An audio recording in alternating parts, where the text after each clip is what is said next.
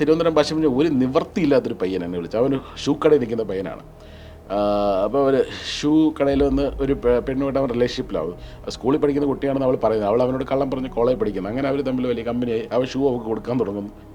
ഒരു സുപ്രഭാതത്തിൽ അവരെ വീട്ടുകാരത് കണ്ടുപിടിക്കുന്നു. അവിടെ തന്നെ കുട്ടിയുടെ അച്ഛൻ കൊണ്ട് പോക്സോ കേസ് കൊടുത്തു അവരത്. അപ്പം അവനൊരു നിവൃത്തിയില്ല ഈ കേസ് വാദിക്കാനോ എന്നുള്ള അവസരം. ഞാൻ എൻ്റെ കയ്യിൽ നിന്ന് കാശ് ചിലവാക്കി അഡ്വക്കേറ്റിനെ വെച്ച് കൊടുത്ത്. അയാളുടെ ഫീസ് ഞാനാണ് കൊടുത്തത്. അതുപോലെ രാഹുലും ചെയ്യുന്നുണ്ട്. കാരണം നമ്മൾ വോളണ്ടറി ആയിട്ട് ചെയ്യുകയാണ്.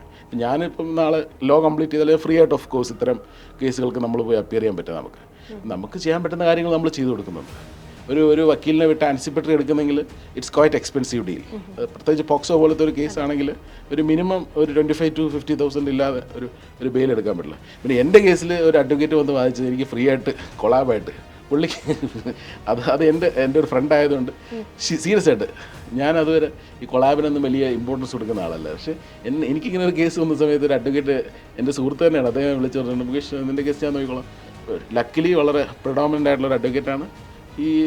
എനിക്ക് ഫസ്റ്റ് അപ്പിയറൻസിൻ്റെ ബെയിലും കിട്ടി. അപ്പം ഞാൻ ആ ഒരു കാര്യത്തില്ല. പക്ഷേ എല്ലാവർക്കും അങ്ങനെ പറ്റണമെന്നില്ലല്ലോ.